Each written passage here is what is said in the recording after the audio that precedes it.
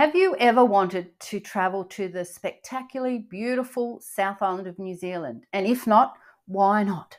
This is the first episode in our New Zealand podcast series, and I can guarantee if this part of New Zealand wasn't on your travel list, it will be after this and the next few episodes. Today, though, we are taking you to one of the most stunning places in the world, and that's not exaggerating. This week, join us as we travel to Queenstown and to the main ski resorts that surround this gorgeous city. Now, I know you might not be into skiing or snowboarding yourself. However, we share the best resorts for non-skiers, brand new skiers, intermediate and advanced. And when I say skiers, I'm meaning snowboarders as well. We had all the above with us on this trip, from 1-year-olds through to grandparents. That would be me, Nana. And if you don't want to ski, you can just watch the action from the comfort of the heated cafes. There are 4 main ski areas that we tell you about: Coronet Peak, the Remarkables, Treble Cone and Cardrona. Some of these areas are better for different levels, and we share all those details with you. Of course, it wouldn't be a beach travel wine podcast without some funny stories. And in this one, you will hear about how we nearly called it quits before we even started our first day skiing. And then, Lyle's most embarrassing moment, up the top of a blue run in front of the experts. Anyway, listen to hear about that. There is a whole lot more to this part of New Zealand than skiing, and we give some insight to those as well. Now, stay listening to the end to hear what is now the most popular reason people travel to Queenstown, and it actually has nothing to do with snow or mountains. So enjoy episode 74, all about Queenstown, New Zealand, and don't forget to go to the podcast description on the player you're listening on now and click the link to take you to the show notes to episode 74, where you'll see all the pictures of the snow resorts, the beautiful views, Queenstown, Wanaka, and a whole lot more. Cheers! And welcome to the Beach Travel Wine Podcast. We are your hosts. I'm Leanne. And I'm Lyle, and this is the travel podcast for beach-loving, wine-drinking couples over 50. So if that sounds like you, grab yourself a drink, sit back, relax and listen as we go travelling the world, one wine at a time. Cheers. Kia ora, Lyle.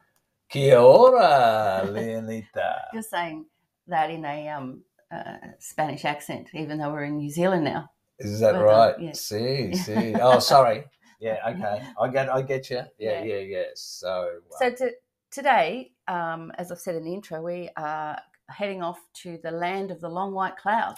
Correct. Yeah, and I was thinking about it this morning before we recorded. You know, if someone asked me what my favourite country is, I generally go Spain, and then I was thinking I've actually been to Spain and New Zealand the same amount of times, and so how many times is that? 4. Okay. Yeah, and or maybe it's 3, just a lot of times.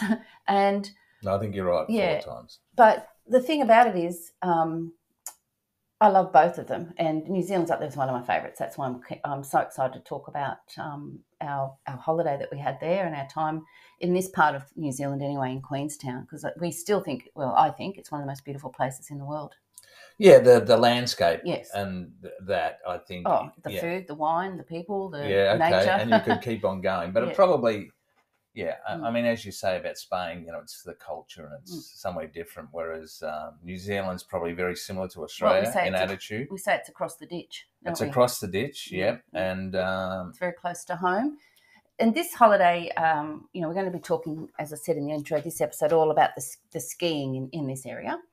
But the reason we are in New Zealand this year is, something we've been planning for quite a number of months, if not 18 months, and that's to have a holiday with my children, their partners, and my grandchildren. So in total, we had 8 adults and 8 children. Now, in another episode, I'm going to be talking about going to this part of New Zealand with children, especially young children, and all the things you can do. So we're not really going to touch on that today. Today, we are basically talking about the skiing in the 4 sort of parks, ski field areas around closest to Queenstown and Wanaka, yeah? Correct. All right. But first, how do we get there? Okay, yeah. So the alarm is set at 4:30 a.m. in sunny Queensland, and it's probably an hour and a half drive down to the international airport. So we sort of got there. We took it easy. We got a coffee on the way down, and we probably got there about 6:30, and we're on we flew Qantas. Qantas. Qantas. And that was on time for a change. So that was excellent. The thing about getting to the airport early, and because we live on the Sunshine Coast, we've got to drive to Brisbane now. There's a direct flight from Brisbane, off a couple of direct flights. You do it too. There's no coffee this morning. Direct flights, and it's a 3.5-hour flight for us from Brisbane, landing straight into Queenstown. Now, it's much easier for us to ski in New Zealand than it is to ski in Australia. Yeah, it is. It's far more convenient to go to New Zealand. Yeah. And so we parked the car, headed in the airport. There's a couple of the grandkids and kids there we hung out with for a while. They were on a different flight. They were on Virgin about 5 minutes after us. Yep. But the fact we get there, I always get there early. We were straight through. You know, it was always never a lineup because I'm there before everyone else. Anyway, so we hop on our flight. It's not the biggest plane, but it's pretty full. Yeah. Yeah. Look, it's and just to say, look, the security and the going through the Brisbane airport was pretty good and pretty easy, and I think maybe that was because it was really early in the morning. Yeah. So, but that was easy. Look, the flight over was great. Yeah. Although there's one little thing, I always like the aisle seat when we travel, because I like to get up and walk around, go to the loo 100 times, all that sort of stuff. But flying into Queenstown, here's a tip. The first tip of the day is get yourself a window seat, because you will never see anything more beautiful than you take off here in Queensland and you're flying over the islands and the beautiful water, and then you get to the surf beaches. Yeah. And then you get to New Zealand and you are flying over snow-capped mountains, and it's just divine. There's rivers, and it's just so beautiful. And then as you're flying into Queenstown, you're coming in through a valley, over a lake, and there's nothing. It's so you're beautiful. you're actually flying through the mountain range. So the mountains at some point are actually above the plane. So yeah, it's pretty special. And this was I give hats off to Qantas. We got offered a second glass of wine That time of the day. At that, it was. Well, we took it, so we can't complain. Well, New Zealand's 2 hours ahead of Australia, so we were justified it was lunchtime. I think we did talk about that, and we did justify it that way. Oh yeah. Do you remember though? We sat down in the wrong seat. We were in aisle 8, and my pet hate is people going past where they should sit and then coming back. And anyway, so we actually sat down, and where we sat, there was no window, in that particular row. And I'm just like, I paid for a window seat, mate. I chose it. And then I realised we're in the wrong row. So I was that person. We had to get up, eat humble pie, excuse me, and go and sit in row 8. Yes. And not only did we have a window, we had the 3 seats to ourselves. So it was perfect.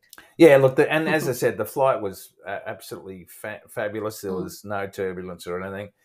Anyway, we went through security again in New Zealand, and that was really, really easy. No sooner were off the plane, we were in a cab on on our way to the Glebe Apartments. It takes a little bit longer if you're hiring a car, but we don't. We hopped in a taxi. That's right, and did it. We head to the apartments. Do you want to tell us though, before we talk about the apartments, a bit about actual New Zealand and the history and the location and that sort of thing? Yeah, sure. They've the population is the whole New Zealand you're talking? Yeah, the whole of New Zealand, both islands. So you've got 5,232,040 people. Right.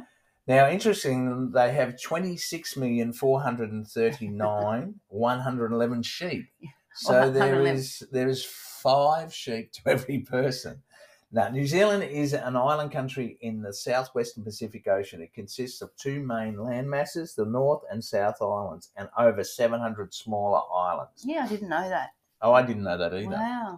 The island of New Zealand were the last large habitable land to be settled by humans. I can imagine why. It was so far south and so small. Yeah. Isn't it they celebrate New Year's Eve first? Yeah, they do. Yeah. So between 1280 and 1350, Polynesians began to settle in the island and then developed a distinctive Maori culture.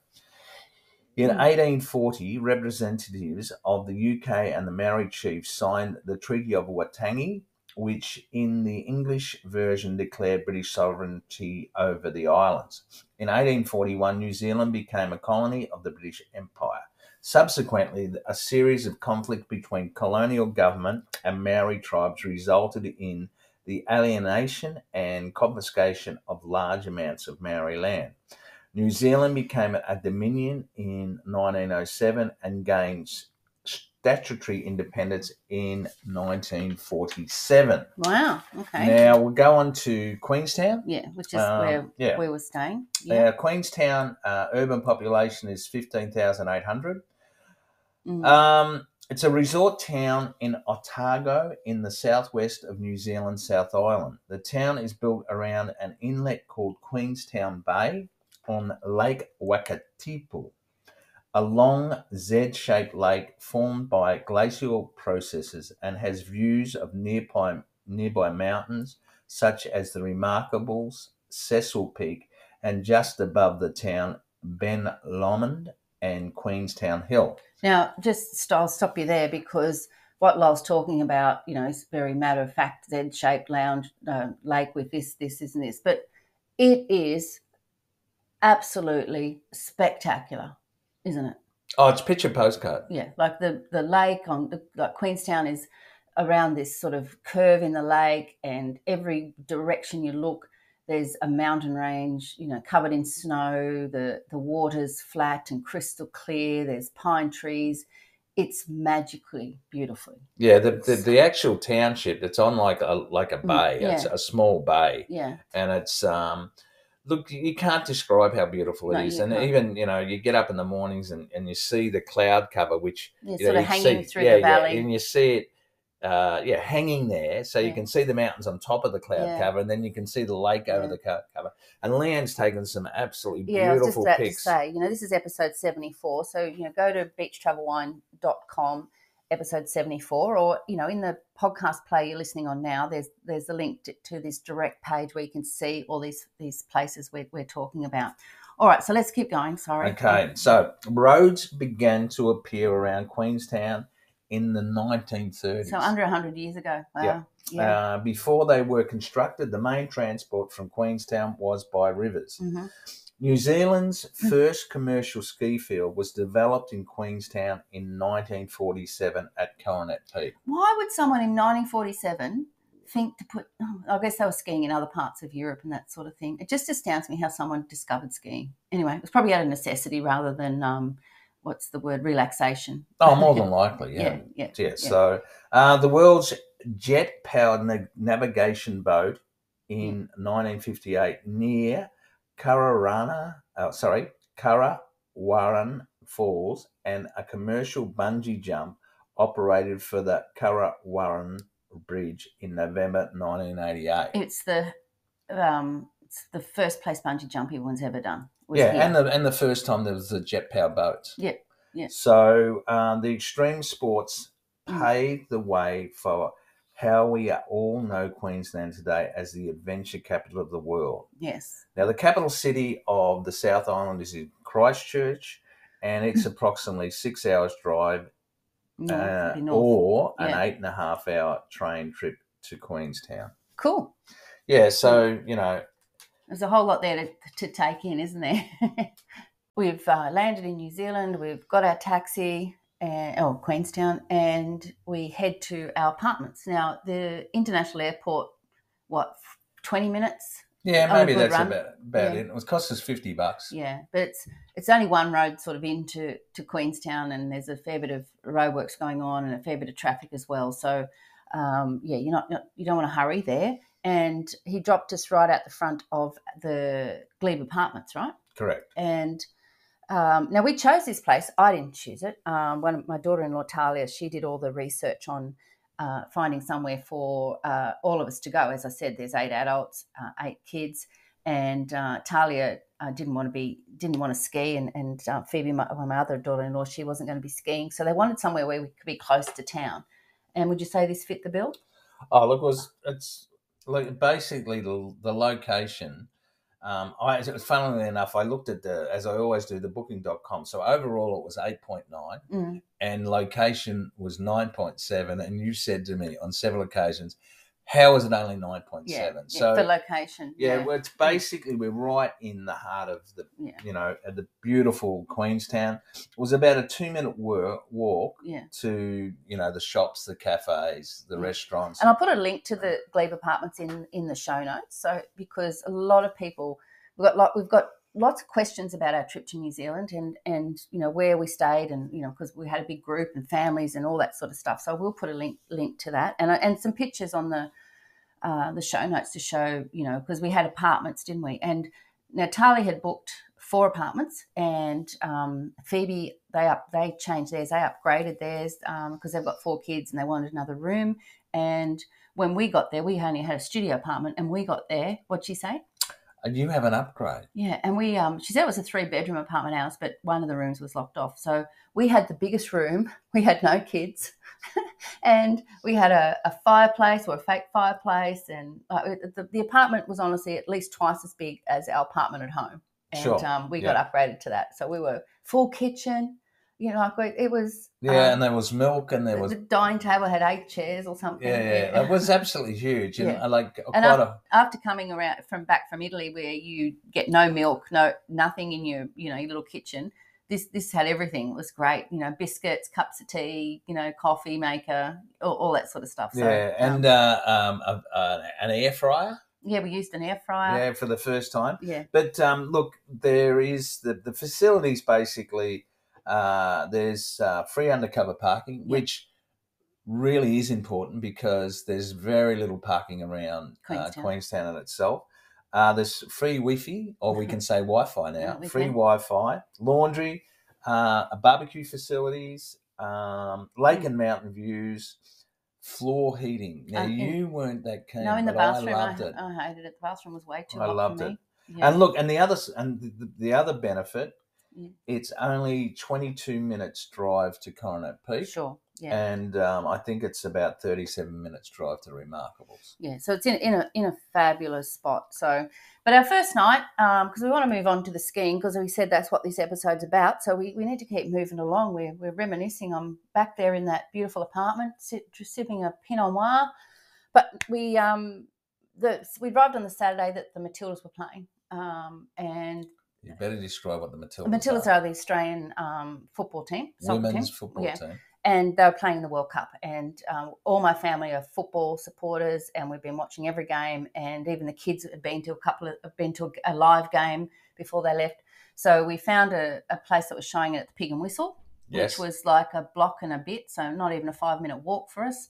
And we booked a table for 16. And when we got there, we were shown upstairs in the pool table room. Yeah. And we had like one high table and a couple of little tables, and I just thought, oh my gosh, this is going to be a disaster. But actually it was fun, and the kids watched the others play pool, and once the game started, everyone's focus was on that. We had a great big screen right in front of us, so it was a lot of fun, wasn't it? And it wasn't ideal, but the fact that they did fit us in at the last minute, really last minute, because we went down in the afternoon to see if we could get a table, and they said yes. And we went back a couple of hours later. And look, the guys playing pool, most of them had a few drinks. They've obviously been skiing all day, and they've come in and they're getting amongst it. But they were friendly, and I couldn't believe Charlie. He was just was mesmerised watching the game, and the young blokes were really, really friendly. I met Stephen, and he was probably the ringleader of the crew. He was a very, very funny guy, and he liked the ladies. I did see that.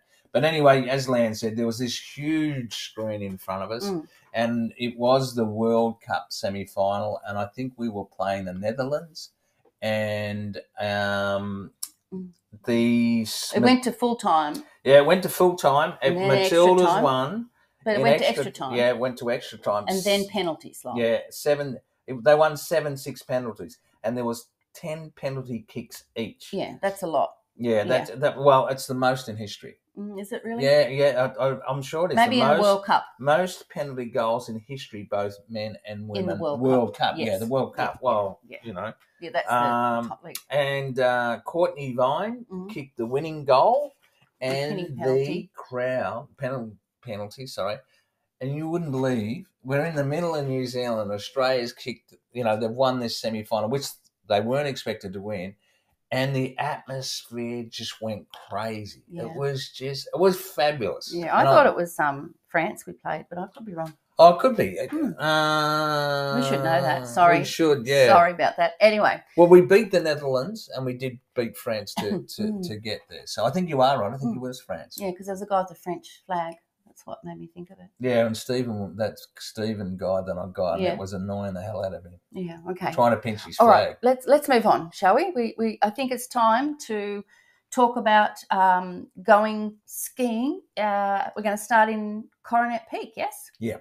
As I mentioned before, we didn't rent a car, so for us to get to Coronet Peak, we had to catch. They had run a bus every half hour, which you make a booking on. So we were on a pretty early bus, weren't we? And it was still dark. Yeah. It was a 10-minute walk to the bus station in the dark.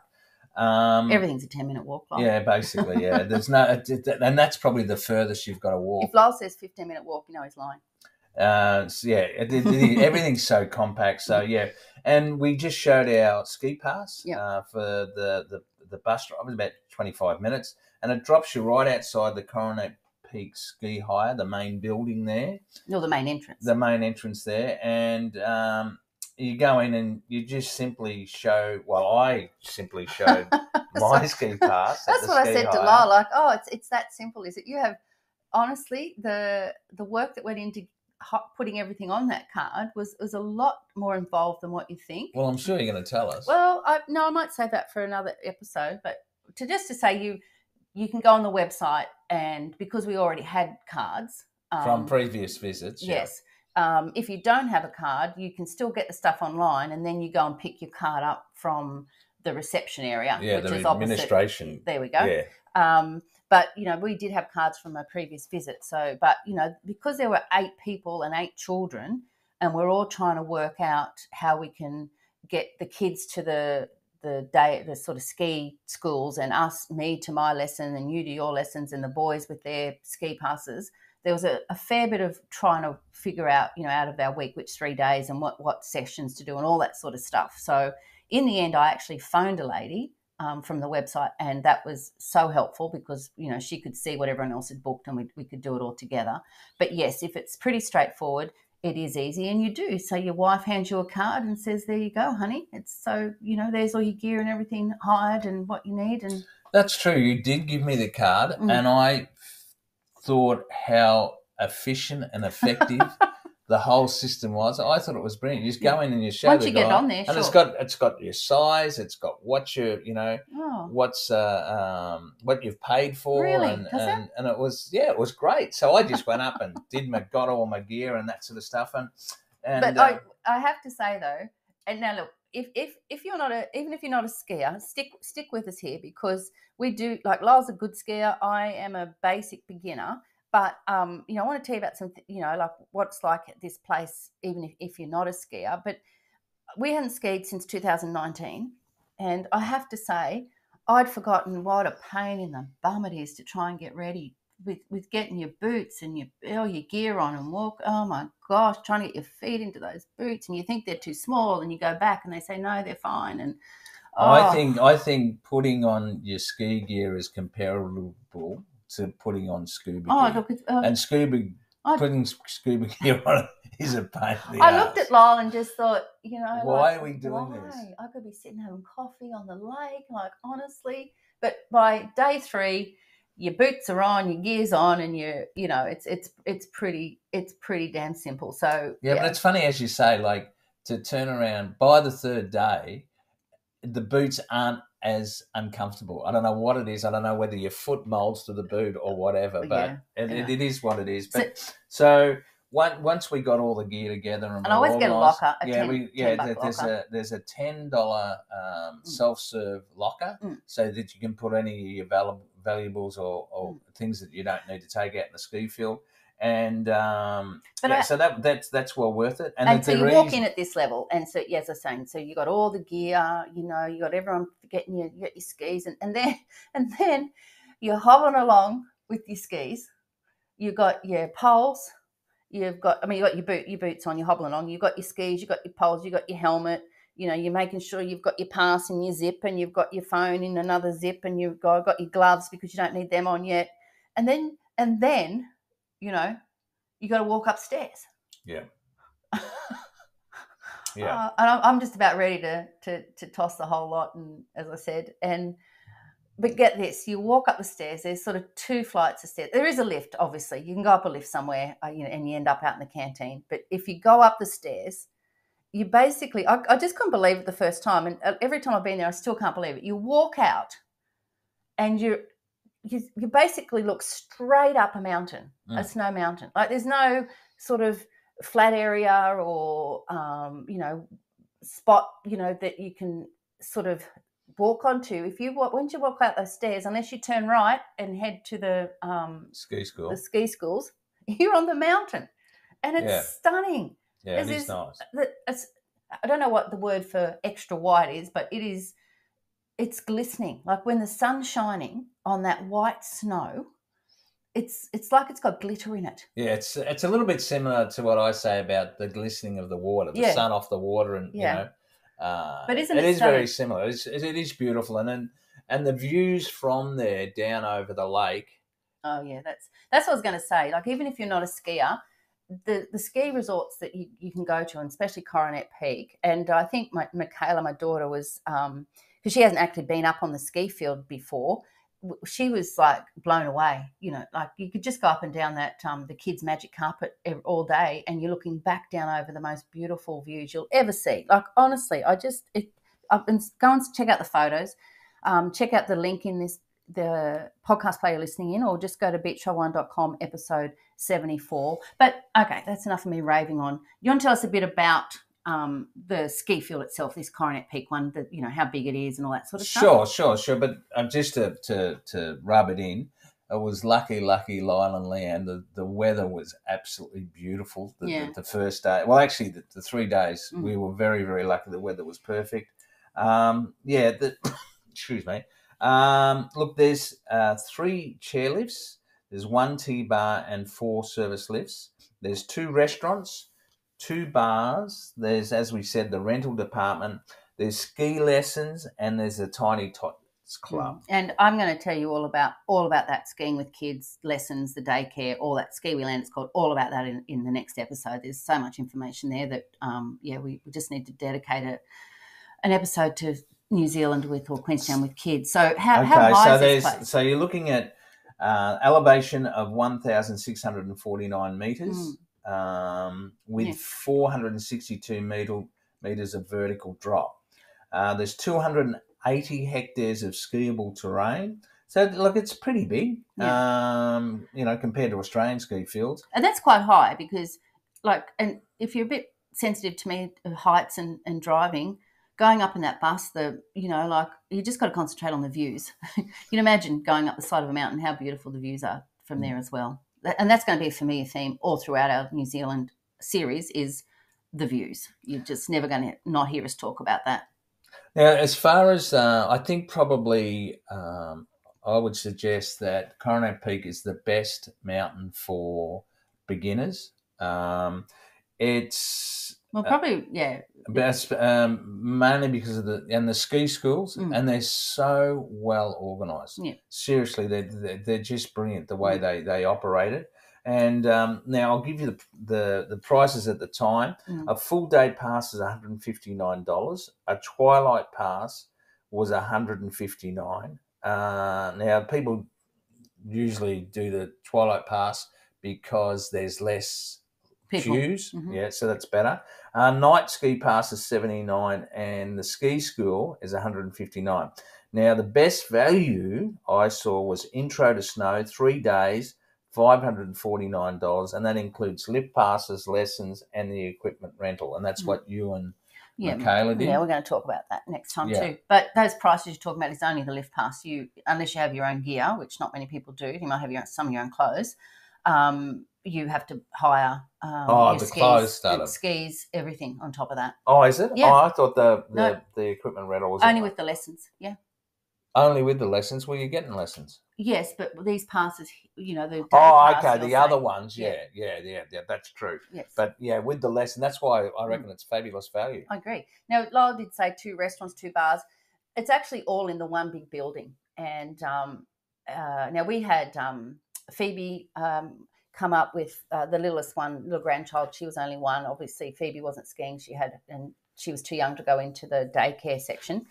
But, like it's such a big, open, warm place, and you can see out to the snow. You can actually go out into this little area where the kids can actually play in the snow. So there's so much happening and going on, and, you can go in and out all day if you want to visit, like just have a break and go in and, they've got coffee, and then they've got mulled wine. They've got everything there. So it's not just like a restaurant. It's like a big open air sort of indoor area, basically, isn't it? Yeah. Look, it's absolutely, and one of my favourite things to do while having a beer is, especially if you finish skiing a bit early, is watch people come off their skis and fall over and roll down hills. Oh. So I thought that's a lot of fun. So I guess we've told everybody about how we had trouble getting our gear on and all the bits and pieces about getting there and what it looks like. But we had a couple of lessons, and I booked you into a lesson. So do you want to tell us a bit about that? Yeah, my instructor was Fred from the UK. He had just got his citizenship for Canada, and he lived in Whistler. My classmates were Michael from the Netherlands and Tom from Brisbane. We did a couple of warm-up runs on the green chairlift, then on to the big chairlift up to the top of the mountain. Friend was, he was mainly just focusing on the technique. Unfortunately, I fell over getting off the chairlift. Was that the first time? The first one you went up and you fell over the first time? On the first chairlift, on the one to go to the top of the mountain. I'm right at the top of the mountain, and I've been skiing for years. I bet the others are thinking, "Oh no." I've been skiing for probably 40 years. Come on, Grandpa. So and I was by far the oldest, and I never fall off the chair. And I think maybe what happened was there was a snowboarder beside me. Of course, yeah. And maybe they, Anyway, bottom line is I fell over. And my skis had crossed over. Mm. And if you can imagine this, they're in the air. So I've fallen over. They've had to move me from in front of the chairlift because people are still coming off. God. And I've got my legs in the air and my skis are crossed, and I just can't get up. I couldn't move. Because the snow was quite soft this year, wasn't it? Yeah, the snow was beautiful. And so the bottom of your skis are buried in snow, obviously. Yeah, anyway, so that was very embarrassing. And so the instructor and the operator of the lift had to help me to get up. So that was a little bit disappointing. And actually, you had a bit of a fall. That is not true. I was knocked over. And oh, okay. I was knocked over, but I'm going to talk about that in another episode. I'm sorry. With your daughter. Okay, fair enough. Yeah, because I didn't fall over. I've never fallen over. I've been knocked over. All right. So that was the first of my falls. Yeah. Now the second of my falls, I think, was the second run up to the top. And I before I fell, I thought I was doing really well. I was cleaning the other two up. Mm. But unfortunately, I fell again, and I couldn't believe it. It was right down the bottom of the run. And so someone else could have been sitting watching you. Laughing. And they'd be pissing themselves. Actually, it was quite funny. So anyway, I'm trying to get up, and I've got a crook shoulder that. Anyway, another long story. And I forgot that I had a crook shoulder, so I'm trying to use my arms to push myself up on my stocks, and the pain just went through me. So I was gone for the day. So I turned around and I was supposed to ski the afternoon back at the ski lesson, but I went back to them, and to be perfectly honest, I didn't want to hold the other two guys up because of me keeping on falling. And it's exhausting. Yeah, it is. Anyway, so I went. So then we'd had lunch with the family. Yeah, we sat outside. They've got like a lovely big outdoor area. I love sitting there.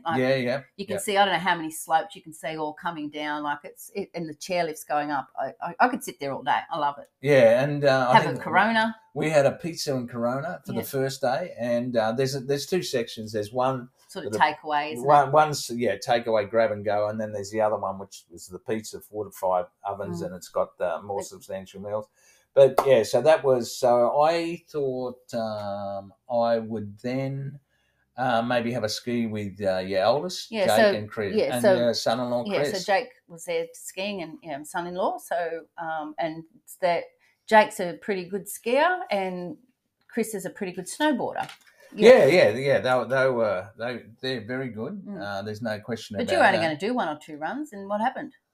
Look, I was, because my shoulder was starting to ache, but as it turned out, as it got to about 2:30, the cues really started to drop off. So I did, I don't know, maybe 3 or 4 runs more than I thought I was going to do. But then I thought by 3:30 I was shattered. So I thought, I'm going to get rid of this gear and I'm going to go and have a beer and wait for Leonita in the bar, which I did. And the process of getting your gear on and getting up the stairs is actually, I think, worse after you're tired, getting down the stairs and getting your gear off, trying to get those boots off and, oh man, it's what a relief though at the end of the day. I'll give everybody a tip. Probably, experienced skiers probably know this, but it's only taken me 40 years of skiing to realise that you should always do up the bottom clip first. When you're putting it on? When you're putting it on, and undo the bottom clip first before you take that off, because a young attendant came up when I was having trouble and I told you that, and looked at me like I was a real dill. So so you dump your gear and it's such a relief, and we've got the locker there, and you grab your gear and you head up to the bar, right? You look, you're glad to get the gear off, but at the same time, you're walking up the stairs to go to the bar and you're thinking, what a great day you've had. Oh, sure. You're on cloud 9, you've had a good day. All right, I might have hurt my shoulder. There's nothing like a ski day. Yeah, sure. I loved it. And so it wasn't long until Leanne and the guys like Jake, and they had to pick up the kids from the ski. Yep, and we finished our lesson, so we came in as well. So Jake had offered us a lift home in the hired Tesla, and that was very, very nice. So here's just another quick thing. We got the bus up, so it takes you right to the front door. If you drive up, the car parks, I don't know how many, there's about 7 or 8 different car parks on different levels. So they fill them up and then the next one goes. But it doesn't matter, because whichever car park you're in, there's shuttle bus running, like 2 or 3 all the time. So, you hop off. You might wait 5-10 minutes for the shuttle bus to come back, and they, because people then got to put their gear in, their skis that they're bringing and all that sort of stuff. So therefore you've got to get the shuttle bus back down as well. One thing I did want to say before we move on is, how we hired a locker, right? I actually noticed there was a lot, like literally hundreds of backpacks sitting around upstairs in the outdoor area, and obviously it's such a safe culture to do that, And I'm thinking next time, maybe because you've generally got your phone and your credit card with you, you probably don't have to have a locker unless you have, like we did, some like boots and that sort of thing. But not everyone did have a locker, which and that's good, because a lot of people call back and they call in and get themselves snacks and things, especially when you've got kids. So I thought that was a nice the honesty culture in the ski field. Yeah, it was pretty obvious actually, wasn't it? Yeah, that's true. Yeah, yes. Have you got anything else you want to say about Coronet Peak before we move on? No. No. No. Sure. Well, I'm just looking. Then it was home for dinner. As you can imagine, a full day skiing, or like you did, falling on your butt, builds up an appetite. I'm not sure why you had to bring that up, but yeah, look, and also your thirst. And I've got to say that... that's true, yeah. Leanne scolded me for buying a Taylor's Adelaide Hills Pinot Noir. Buy a nice Pinot Noir to have for dinner. For dinner, yeah. And Taylor's Adelaide Hills Pinot Noir is a nice one, but it wasn't from Central Otago. So I got scolded and basically got told not to do that again, and I took that on board. I didn't. That's fair enough, though, right? You go all the way to the most amazing Pinot Noir area in the world, and you buy a Australian wine. Anyway, the good thing about it was when we got to Jake and Phoebe's apartment, Jake was handing out the cold beers, so we had a beer with all the family, and then we just got Uber Eats in, and we had kebabs or something. Wasn't it? Kebabs. Yeah, we didn't eat out a lot this week because we were so tired, and we had all the family and all the kids. And well, it's pretty hard to take 8 adults and 8 kids out to dinner. Sure. I get that. Look, the kebab was fine. It was about $46 for both of them. But we were very hungry. We were very hungry, and we slept very well, I think. Yeah, we did. We in did. our nice warm apartment. Yeah, and the heated all, floors and all the rest of it. And we actually probably sat in front of the fire for a little bit and just, or the artificial flames, and it was very nice. You can actually see, because Jake's my oldest son, and he's there with his wife and 4 kids, and from their apartment, which wasn't far from ours, but was up the next level, they had a beautiful mountain view, and you could see Coronet Peak sort of in the background of that as well. Which is, it's just, once again, you're going to hear that, as I said, views. Yeah, well, and also that was the main mountain there was where the gondola went up, and you could see the lights and not only the lights, but during the day, there was just the turnover of just people doing that tandem hang gliding. It looked like a lot of fun, didn't it? Yeah. All right, so we've talked about Coronet Peak, yes, and so I did say at the beginning we were going to talk about 4 different ski resort areas and tell you, which ones are good for beginners and advanced and that sort of thing. So Remarkables, that's the next closest to Queenstown, yes? Yeah. You look the Remarkables. It's called the Remarkables. Just a quick side note here: the Remarkables is where, if anyone has watched Lord of the Rings, and who hasn't, where they filmed a lot of that series in New Zealand. So it's that sort of terrain and views and just stunning mountains. Yeah. Yeah, well, I mean, you've also got to look back over the lake and that sort of thing. Look, the My Pass, the ski pass works at Remarkable as well. It's about 45 minutes from central Queenstown, and you just catch the bus at the same place that you catch the bus to Coronet Peak. Once again, you can drive, and we've driven up there, and when we've driven, we've been passengers.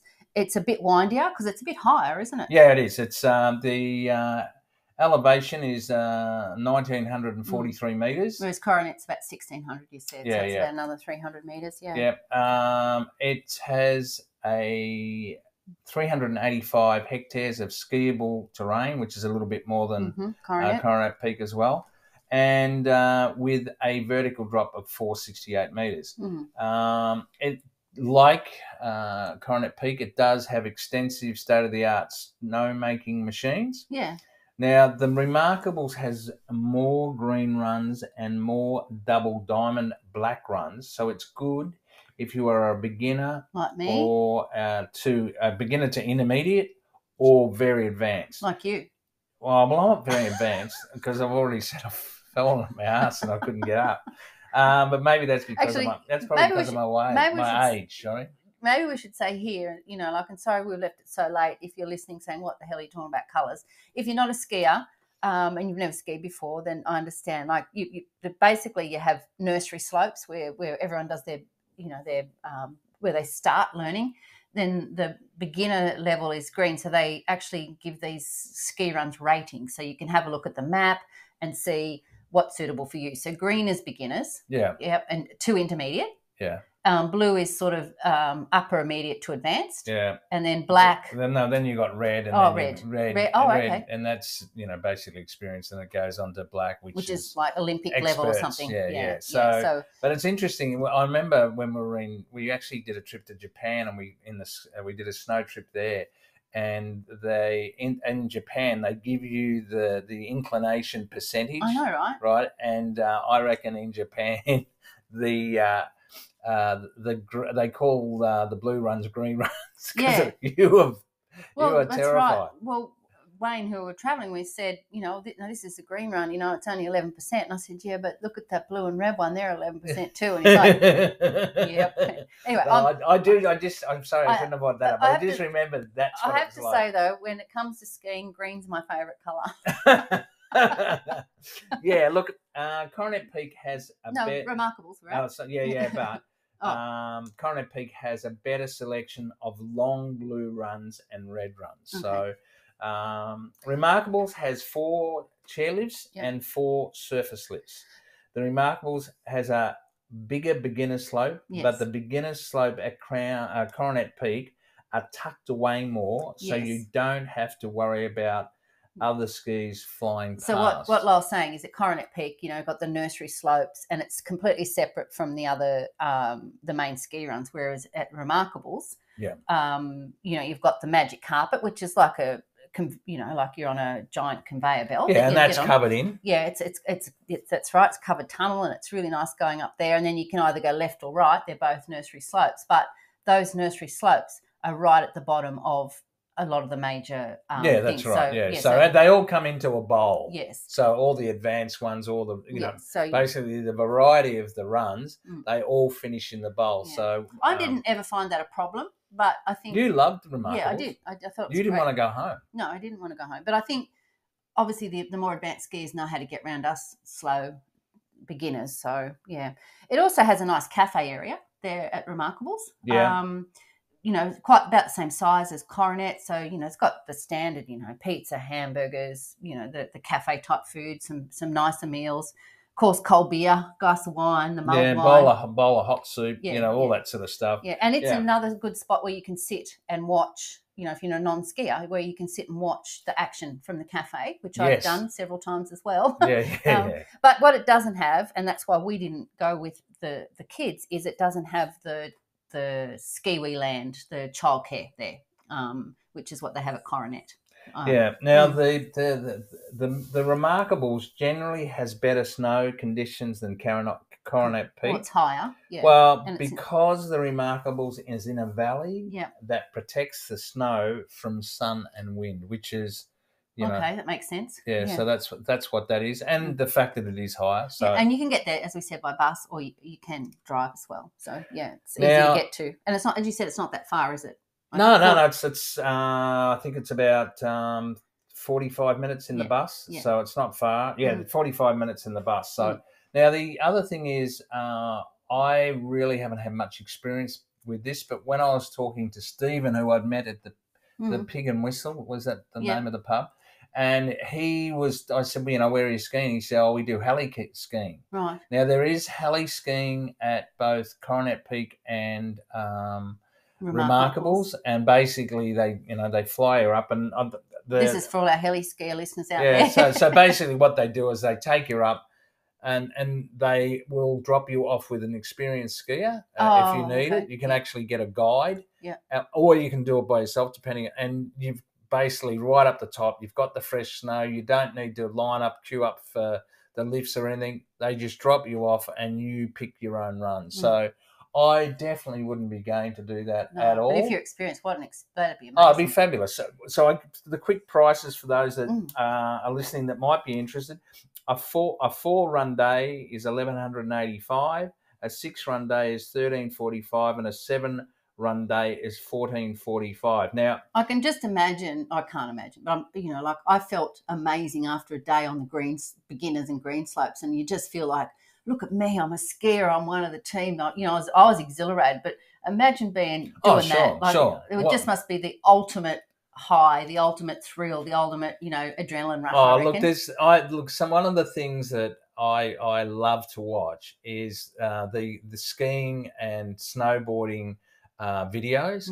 and generally those are taken when people have been dropped on the top of a mountain by a helicopter. That's true, and you can see that it's making the tracks. And you just see the beautiful, beautiful blue sky contrasted against the white snow, and these guys just going through powder up to their hips. Yeah. And it's shit. Look, I think it'd be magical. the ultimate, but I don't think I'm good enough.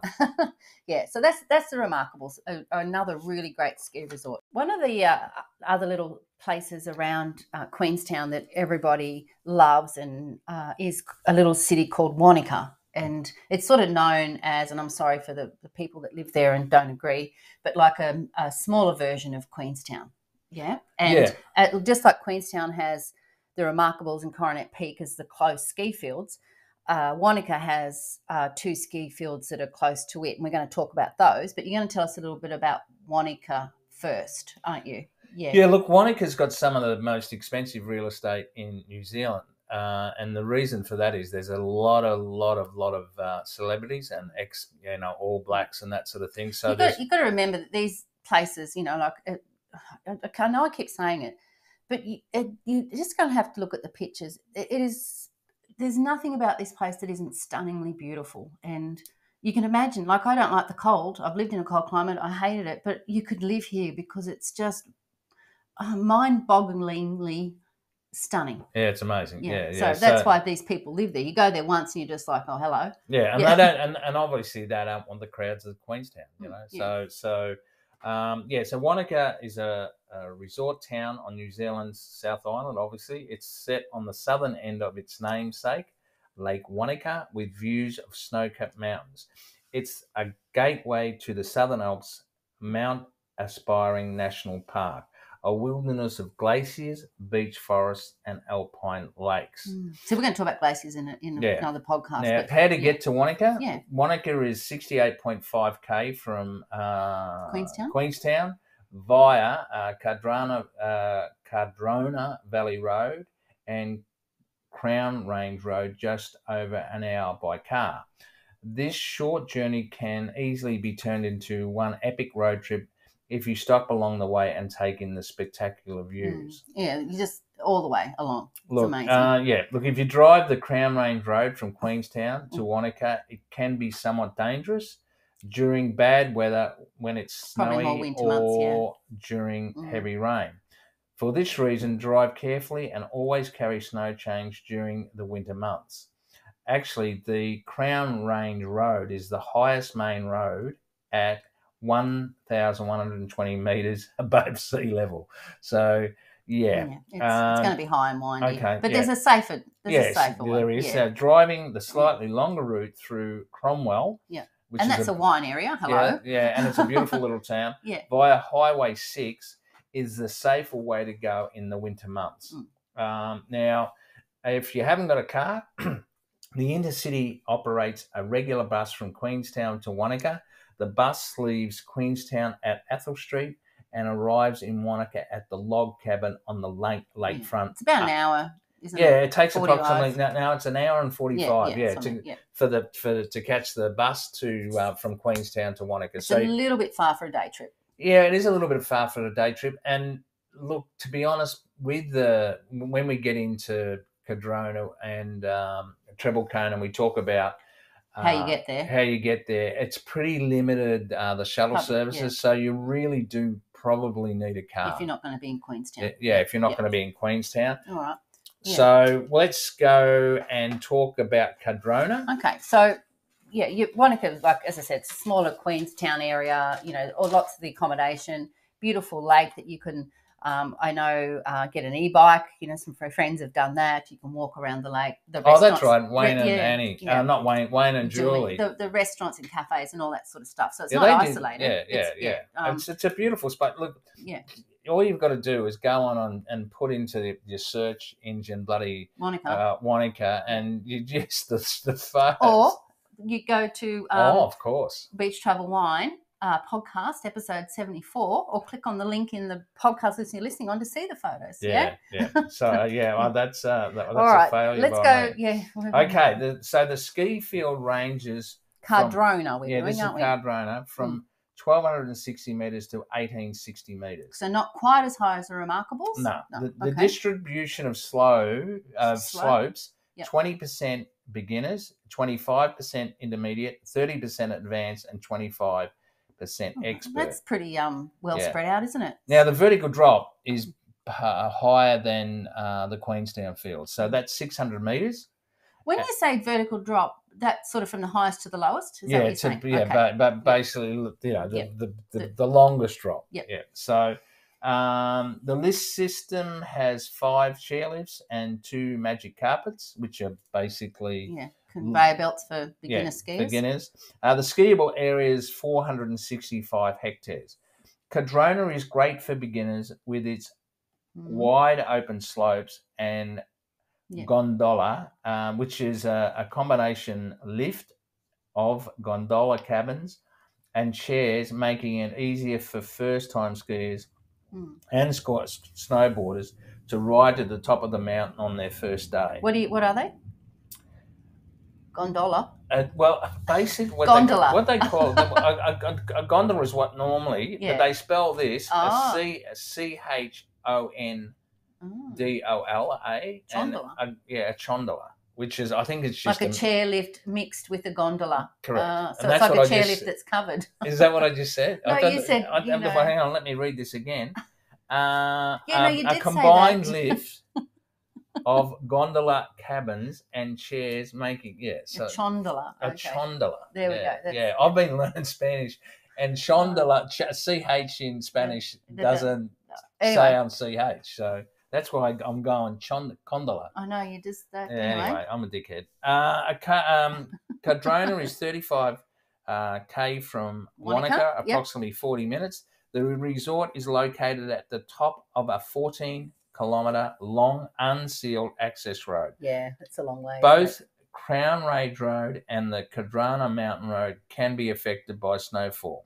And it's got a nice sort of cafe area as well, like a timber structure and an outdoor area where you can sit and so it's not as big as Remarkables or Coronet Peak, but it's perched right on the side of the mountain with amazing views once again. Sure. Now, Cardrona Resort offers a shuttle service once a day with 3 pickup points in Wanaka. So you pick up in Wanaka and at one time, and there's 3 different spots that'll pick up in Wanaka, and then basically you've got to be ready to catch it on the way back as well. Yeah. So again, that probably just really indicates that a lot of people drive. Well, a lot of people drive, and also the fact that it's probably a lot less busy than Coronet Peak and the Remarkables, which for keen skiers, that's perfect. Yeah. They're willing to drive, so that they don't have to queue. The last ski resort we're going to tell you all about today is called Treble Cone. Yeah, calling all intermediate and advanced skiers and snowboarders. Treble Cone, not really for me. Yeah. No, is the ski field for you, with 45% intermediate runs and another 45% advanced. Treble Cone is best suited to those with experience. Well, I'm an experienced beginner. Yeah, you are, actually. You really are. Actually, you've got no idea how true that is. But anyway. Every time I go skiing, I say, oh, no, I'm just a beginner. I've only skied. I haven't skied before. And I go right back to the beginning and start again. Yeah, but you're happy. I know. It's my comfort zone. Yeah, you are. You are. Yeah, so Treble Cone is a 35-minute drive from Wanaka as well. Mm-hmm. So they're both about the same. They're both about the same distance. The ski area is 550 hectares. That's big. Yeah, which is I think it's 1,359 acres. The vertical drop is 700. Wow. So that's okay. No wonder it's popular then. Yeah, the longest run is 4 kilometres. See, I've spoken to some of the ski instructors and people at that we met at Coronet, and they love Treble Cone. Yeah. The summit elevation is 2,088 metres. Wow. Yeah, so it's huge, but there's only one 6-seater express lift. There's another quad chair lift, and that's the highest. The top of that finishes at 1,960 metres. Yeah. And there's just one platter lift, which is like a pommel lift, which is you just pull it down, put it between your legs, and it pulls you up the thing. So and I think there's not that many lifts there. This it's probably the runs are a bit like when you're in Japan, you can go any which way maybe and end up at the bottom. But this being the highest, I like all of these ski resorts have stunning views, but this one is probably has the best views. Like, oh my gosh, because of the height and the sheer drop down to the lakes, and really beautiful, this one. Yeah, look, its facilities, it's got snow sports school, it's got a child centre, and they look after kids from 3 months to 5 years. Snowboard and ski rentals, like everywhere else, the cafe and bar. Yep, another really nice area that they have the outside seating as well as inside. Sure, rental. They've got the rental shop, the ski patrol, and the medical centre. Treble Cone is the largest ski area in the South Island, boasting the longest vertical rise in the Queenstown Southern Lakes districts. Now, look, it's just obvious it's for the more advanced skiers. Yeah, well, it's as simple as that. But it certainly does have the best views. So, if you're a good skier, go and have a look.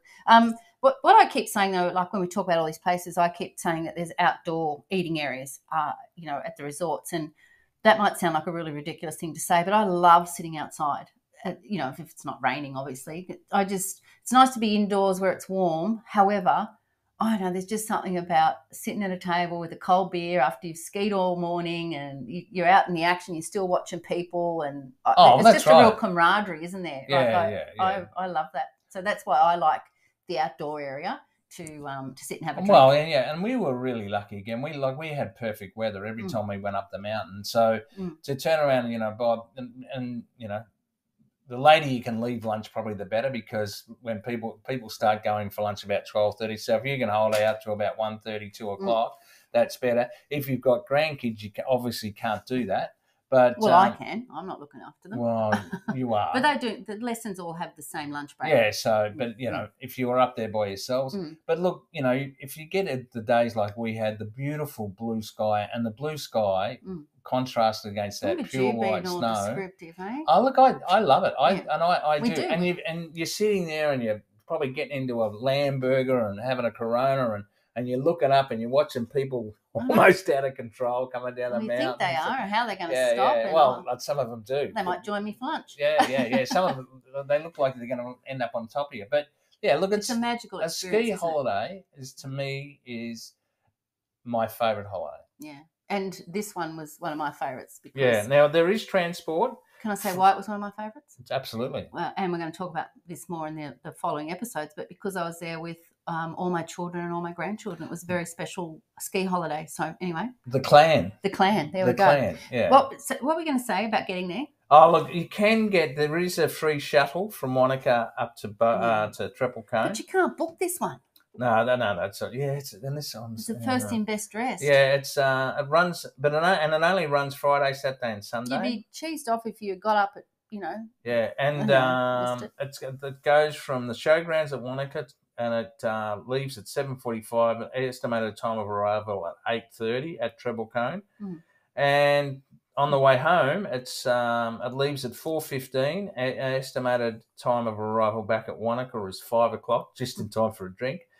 Transport is free, but first come, first served. Fair enough. So what do they just leave you up on the mountain? Well, no, I guess the only ones that went up the mountain on the bus are the ones that come back. It'd be more coming up in the morning. Yeah, okay. So Okay. Anyway, that's fair. So they're the 4 ski fields. Before we finish off the podcast, though, we want to talk about a few other things that you can do. It's like in summer, because like it used to be Queenstown was really only for winter sports, but now it's massive in summer as well, isn't it? Yeah, they reckon it's, like I've heard, and don't quote me on it, they reckon it's 10 times busier in summer than it is in winter. I'm going to quote you on that. Lyle says. Yeah, okay, so there's lots and lots of cycle paths. The Queenstown Trail, 6 themed trails that run for 130 kilometres around the region. Cruise along beside Lake Wakatipu. I'd love to do that. Work up an appetite on your climb to Arrowtown. And we went to Arrowtown, but that's in another... That's another story. Another story. Or wind your way through the vineyards into Gippsland. You can also get e-bike tours, book a guided bike tour, or arrange a bike shuttle to pick you up at the end of your ride.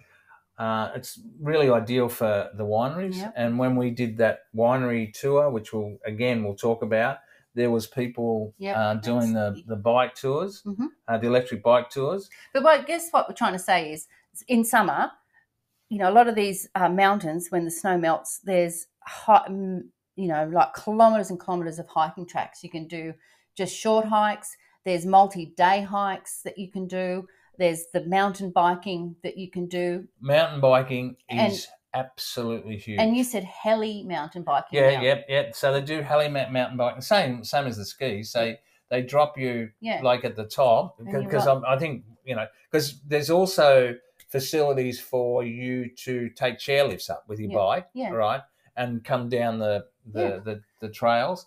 But obviously, if you just want to go to the top, the same as skiing from the top, you can actually get helicopters to take you up there. I can't imagine how many helicopter pilots there must be in bloody Queenstown. Well, that's a topic for another day as well. But so there's all those amazing sort of summer things, and I I would love to do something like that. Maybe not a multi-day hike, but just walking through that nature, those landscapes.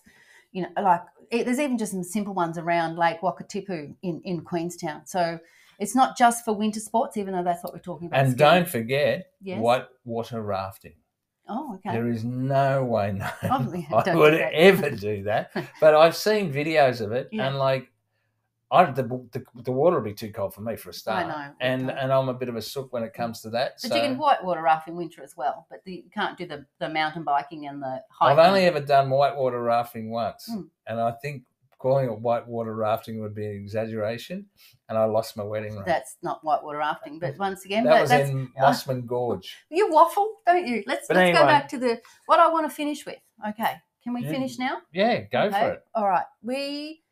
What I said earlier in the podcast is Queenstown, this area, is now one of the things that it's most popular for. It used to be skiing, and now it's mountain biking and hiking.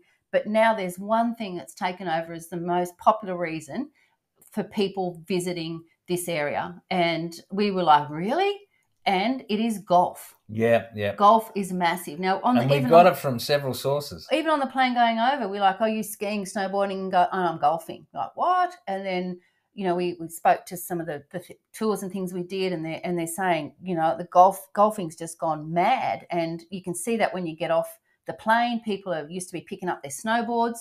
They're now picking up their golf clubs. And they're building golf courses, all over the place. They even have the New Zealand International. The New Zealand Open, Golf Open. Sorry, and they've got the probably the best known championship courses are Jack's Point, the Hills, and Millbrook Resort. Yeah, and our friend Susie went and played at Millbrook. She's taken up golf, so she's another one of the statistics. She wouldn't go skiing, but she's there to golf. There are 6 excellent Queenstown golf courses within 20 minutes drive of the city centre. So that's it's just had 15,000 people live there, and they've got 6 golf courses. And we know when we did, went into the wine area, one of the big wineries is now selling off some of their land, and they're building a big country club where there's a massive big golf course coming in.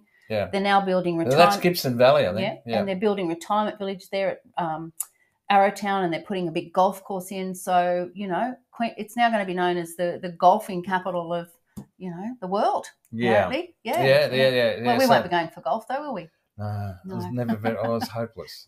I just couldn't hit the ball. No. Oh well, never mind. Okay, darling. So we've covered a lot of snow fields, in this podcast. Yeah.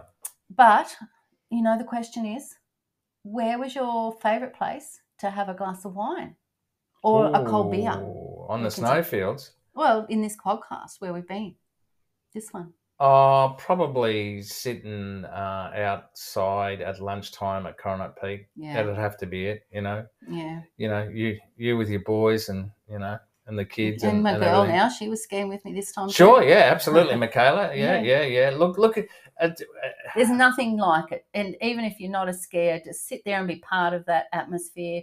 You can have a mulled wine, a cold beer.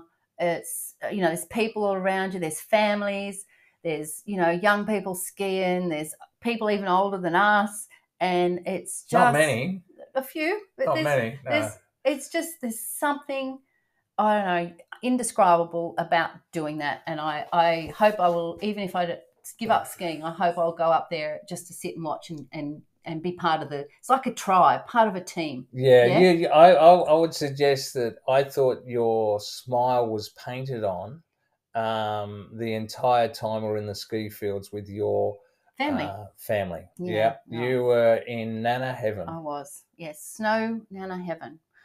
Well, darling, thank you so much for all that great information, and I hope our listeners have enjoyed that. But make sure you come back, because we've got a few more episodes where we're talking about all sorts of fun stuff. We're going to be talking about. I've got a guest host coming up, and we're going to be talking about being in Queenstown, this area with children, and all the things you can do there that are different. And Lyle and I we did a bucket list item, which I can't wait to share. And of course, there's also lots of wine and lots of other fun things. So yeah, and just a day about in and about Queenstown. Yeah, which we actually starting to think it's probably the perfect holiday destination. Yeah, look, it is amazing. All right, it's goodbye from me. See you later.